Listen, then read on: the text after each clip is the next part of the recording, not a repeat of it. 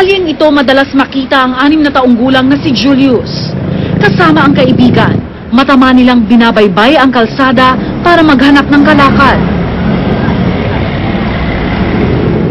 Pero pagkatapos, didiretso si Julius sa isang malapit na sari-sari store. At imbes na chichirya o candy, isang stick ng yosi ang binili niya.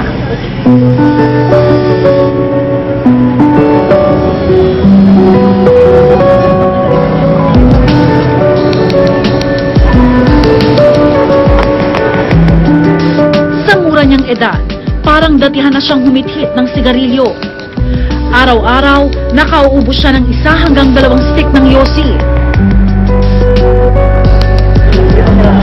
Ayon kay Julius, kahit pa piso-piso lang ang perang kinikita sa pagbebenta ng kalakal, nagagawa pa niyang isingit ang bisyo.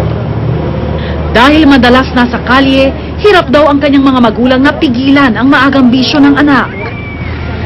Minsan pinipigilan ako. Tapos pinabayaan niya ako. Bili-bili ako sa garilyo. Nung nalaman yung naninigarilyo siya, Nanay Ami, anong sinabi niyo sa kanya? Pinigilan niyo ba siya? Opo, pinigilan ko po siya. Anong sinabi niya sa inyo? Sabi niya, Nay, kasi nakita ko lang ito sa mga barkada ko eh. Saka di ko man ito kayang gawin na papakita ko pa sa inyo nag-iose ako. Ayon sa Philippine Global Adult Tobacco Survey na sumusuri sa paninigarilyo ng mga Pinoy, karaniwang edad 18 pataas, natututong magyosi ang isang daily smoker. Sa murang edad ni Julius, kabilang na siya sa istatistika ng mahigit 17 milyong Pilipinong naninigarilyo sa bansa. Araw-araw 17 Pilipino ang namamatay dahil sa sakit na dulot ng paninigarilyo. Ayon sa World Health Organization, hindi malayong kumitil ito ng 8 milyong buhay kada taon pagdating ng 2030. Sa unang tingin, malakas at mukhang walang karamdaman si Mang Virgilio. Pero nang aming kausapin, mapapansing may dinaramdam pala siya. Hirap siyang magsalita dahil sa kanyang karamdaman. So wala akong naninigarilyo sa mga anak. We have to remove all the nodes. 30 taong nanigarilyo si Mang Virgilio. Ang resulta, siya ngayon may cancer sa dila. Malakas ako nila yung kabataan ko, 20 years old na rin. Tupac yun. Tuloy-tuloy hanggang sa mga edad ko ngayon. Kung hindi pa ako nagkasakit, hindi pa ako tumigil. Madalas daw siyang paalalahanan ng pamilya noon, pero tila nasa huli ang pagsisisi. Dahil ang bisyong kinahumalingan, mukhang siya ngayong magpapahirap sa kanya ng habang buhay. Hindi na siguro makapagsisi kasi ginawa ko yun. Nagmamatay kasi ang ulo. Kahit na naka-advise sa akin. Kung si Mang Virgilio, tila ang siningil ng paninigarilyo, ang kasama niya sa ward na si Mang Josefino, higit pa dito ang naapektuhan. Sa pagdura niya may dugo na eh. Tapos pag kumain din siya, iniinda niya masakit daw. Kaya malambot na lang ang pinapaano ko sa kanya, pinapakain ko.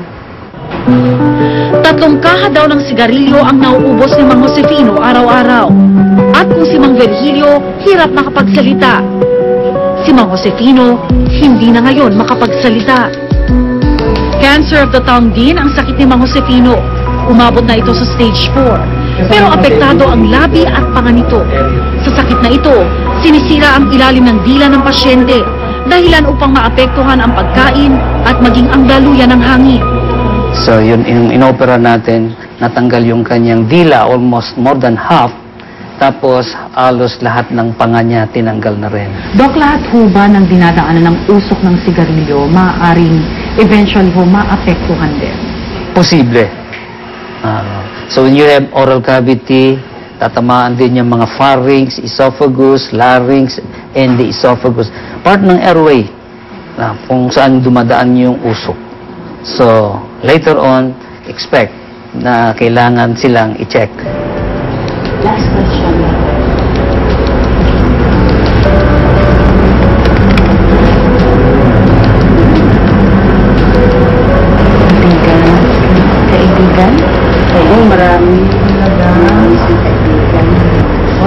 Ay, pagaling mo, Pagaling mo po. Pagaling dasal. Salamat. 3 beses sa isang araw, kailangang salina ni Aling Gloria ang tubong kumukonekta sa bituka ng asawa. Hirap man, ito lang ang paraan upang makakain si Mang Josefino. Kaya pag nakita mo, hindi ka nabibili ng sigarilyo. Yossi Kadiri. Matagal nang naglulunsad ang DOH o Department of Health ng mga programa laban sa paninigarilyo. Noong 1998, sumikat ang mascot na si Yossi Kadiri na nagsilbing spokesperson na humihikayat sa mga kabataan na iwasan ang paninigarilyo. Pero sa kabila nito, sa datos ng Global Youth Tobacco Survey, lumalabas na mula 2003 hanggang 2007, umakyat mula 15% hanggang halos 22% ang mga kabataang naninigarilyo. Sa loob ng 6 na taon mula 2004, tanging text warning lamang ang makikita sa mga pakete ng sigarilyo, sang-ayon na rin sa umiiraw na batas. Ayon sa RA 9211 o Tobacco Regulation Act of 2003, ang batas na nagsasaad ng nararapat na paggamit, itsura ng pakete, pagbebenta at patalastas ng tobacco products, dapat 30% ng pakete ay nakalaan sa text warning. Sa tingin ni Health Secretary Esperanza Cabral, hindi masyadong epektibo ang ganitong klase ng mga text label.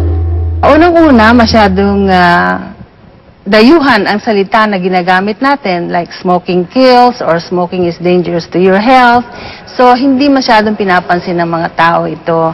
Palagay namin ay mas mapapansin nila kung graphic yung health information na nakalagay doon.